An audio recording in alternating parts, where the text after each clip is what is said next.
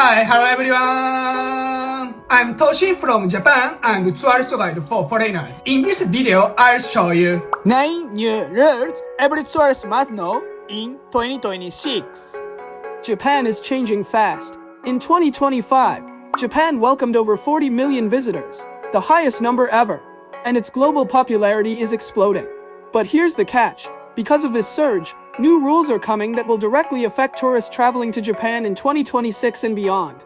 If you don't know them, you could face entry problems at the airport, end up paying more than necessary, or even put yourself at risk during natural disasters. In this video, I'll break down 9 critical new rules every foreign visitor needs to know. Watch until the end, and your trip to Japan will be safer, cheaper, and a lot more enjoyable. Plus, I also offer guided tour in Japan, travel itineraries based on trip duration and area, and recommendations for unique cultural experiences. You can find more information in the description below. So, let's get started. Number 1 is Suica's major update. Suica and other IC cards are one of the most essential tools for traveling in Japan. You can use them not only for trains and buses, but also at convenience stores, supermarkets, vending machines, and many other places. For many visitors, Suica makes traveling around Japan fast, simple, and stress-free. Starting in the fall of 2026, there's a major update that's especially good news for frequent visitors and long-term travelers staying for a month or more. It's called Suica Pay. Suica Pay is a new brand of payment features built directly into mobile Suica and mobile Pasmo, including QR and barcode payments. There are 4 key benefits you should know. First, Suica Pay works with your existing mobile Suica, so there's no need to install a new app or start from scratch. Second, the maximum balance increases dramatically. Until now, the charge limit was 20,000 yen, but with Suica Pay, you'll be able to hold up to 300,000 yen. Third, the transfer function is improved. You'll be able to send money between mobile Suica and mobile Pasmo, making it easy to share your balance with friends or family. And fourth, special coupons will be issued regularly. These coupons can be used only in specific regions or at selected stores, helping you save money while traveling. By taking advantage of these new features, traveling in Japan will become more convenient, more flexible, and even more affordable. Number 2 is the end of the Suica. As mentioned in the previous section, most visitors to Japan rely on Suica and other IC cards to get around. They're fast, convenient, and almost essential for public transportation.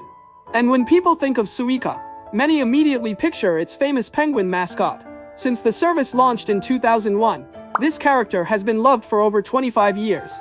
It became incredibly popular, appearing not only on cards, but also on keychains, plush toys, and many other goods. However, JR East, the company that operates Suica, has announced that this beloved penguin will officially graduate at the end of fiscal year 2026. On social media, people have shared messages of sadness, and some have even started petitions asking JR East to cancel the retirement. As for the new character, JR East is currently developing ideas through a user participation process, allowing the public to get involved in the early concept stage. I'll keep you updated with any new information, so please subscribe to my channel. Number 3 is Tokyo Hotels Update. As I've mentioned in previous videos, accommodation taxes are increasing across Japan, starting with cities like Kyoto, and now, Tokyo, the capital of Japan, and a city most visitors travel to, has officially announced a hotel tax increase. Currently, stays under 10,000 yen per person per night are tax-free. Stays between 10,000 and 15,000 yen are taxed at 100 yen, and stays over 15,000 yen are taxed at 200 yen. Under the new system, the tax-free threshold will rise to 13,000 yen. However, the fixed fees will be replaced with a flat rate of 3%. For example, a 13,000 yen stay will cost 390 yen in tax, 15,000 yen will be 450 yen, and 20,000 yen will be 600 yen. Another key change is that budget accommodations, including guest houses and private rentals, will also become taxable. This new rule is planned to start in 2027. So how can travelers save money? Here are 2 quick tips. First, book early. Many hotels offer 10 to 20% discounts when you book a few months in advance. Second, choose your area wisely. Tokyo has many convenient neighborhoods that are more affordable, but still well connected. I talked about the best areas to stay in Tokyo, Osaka, and Kyoto in my earlier videos. If you haven't watched them yet, be sure to check them out to help you travel smarter and save money. Number 4 is how recent earthquakes affect travelers. Many viewers have asked me about the impact of the strong earthquakes that hit northern Japan in December 2025. These quakes affected parts of the Tohoku region near Aomori, as well as southern Hokkaido near Hakodate. I actually traveled to this area 2 days after the earthquake, so I want to share what I experienced and how it affected travel. There are 2 important points you should know. First, public transportation was not fully operating.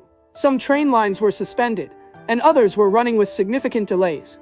Because of this, it's very difficult to travel according to your original plan, and flexibility is essential. Second, aftershocks were frequent. During my 4-day stay, I experienced 3 noticeable earthquakes at around seismic level 3. These are smaller quakes that continue to occur after a major one, and they can be unsettling for travelers. Overall, the area has not fully recovered yet, and sightseeing is still affected in some places. If you haven't booked your flight and hotel yet, it may be better to postpone visiting this region for now. Number 5 is new entry denial rule. In my previous video, I explained that Japan is facing a serious issue with unpaid medical bills by foreign visitors, and that the government has been considering making travel insurance mandatory. To give you an idea of the scale, in September 2024 alone, unpaid medical costs from foreign tourists exceeded 61 million yen. Now, there's an important update. Currently, Japan has been registering visitors who leave unpaid medical bills of 200,000 yen or more in a government database. In some cases, this can lead to denial of entry on future visits. However, starting from fiscal year 2026, the government is adjusting this threshold and plans to lower it significantly to unpaid medical bills of 10,000 yen or more. This clearly shows Japan's stance. Visitors who do not follow local rules or fail to pay required costs may not be welcomed back into the country. I know most of my viewers are responsible travelers, but it's still very important to be aware of this. Always pay medical expenses properly, and strongly consider having travel insurance. Mandatory travel insurance is still under discussion. I'll keep you updated with any new information, so please subscribe to my channel. If you would like a personal guide in Japan or need recommendations for travel plans and cultural experiences, Please contact me from the link in the description section. Number 6 is Japan's new trash bin rule. One of the most common things tourists say after coming to Japan is this: it's extremely hard to find trash bins. Many visitors are surprised by how few public garbage cans there are. As I explained in a previous video, this is because people in Japan are used to taking their trash home with them. For a long time, this system worked well. However, with the rapid increase in inbound tourism, many visitors are not familiar with this custom. As a result, trash started piling up, and illegal dumping on the streets became a serious problem. To address this, new rules have been announced. In areas like Shibuya, cafes and convenience stores are now required to install trash bins. Businesses that fail to comply can face fines of up to 50,000 yen. And here's the most important point for travelers: people caught littering will now be fined 2,000 yen. In addition, major tourist areas, such as Dotonbori in Osaka, have announced plans to significantly increase the number of trash bins, using around 1 billion yen from accommodation tax revenue. So overall, traveling in Japan should become more comfortable and cleaner. Number 7 is a new travel hack for rural Japan.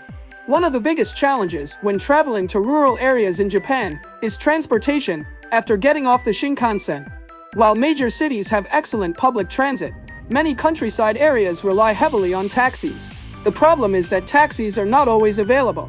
In some regions, travelers often end up waiting a long time after arriving by Shinkansen, especially during busy hours or tourist seasons. To solve this issue, a new service has been announced in Gunma Prefecture, about 2 hours from Tokyo. With this service, travelers can book a taxi at the same time they reserve their Shinkansen ticket. The goal is to reduce waiting time at stations and help fill so-called transportation gaps in areas with limited public transit. As an added benefit, taxi fares booked through this service will be discounted. For now, this is a pilot program limited to the Gunma area. If it proves successful, the service may be expanded to other regions across Japan. I'll keep you updated with any new information, so please subscribe to my channel.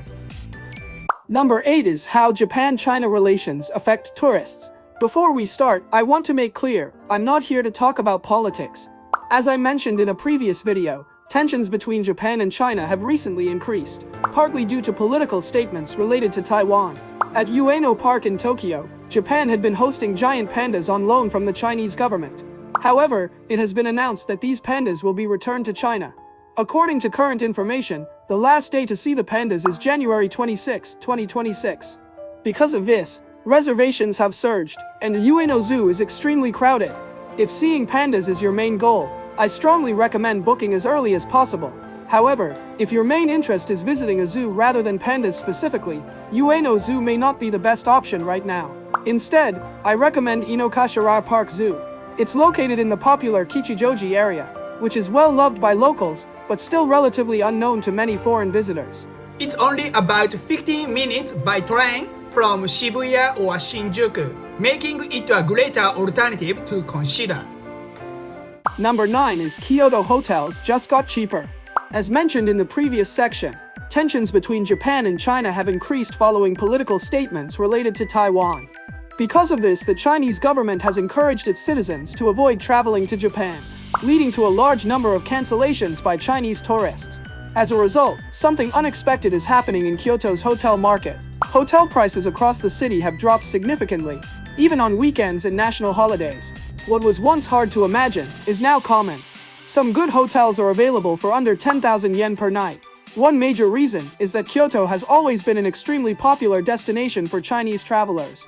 With fewer visitors from that market, hotel availability has increased dramatically. So if you've been waiting for a more affordable time to visit Kyoto, now may be your best chance. For recommended areas to stay in Kyoto, I covered them in a previous video.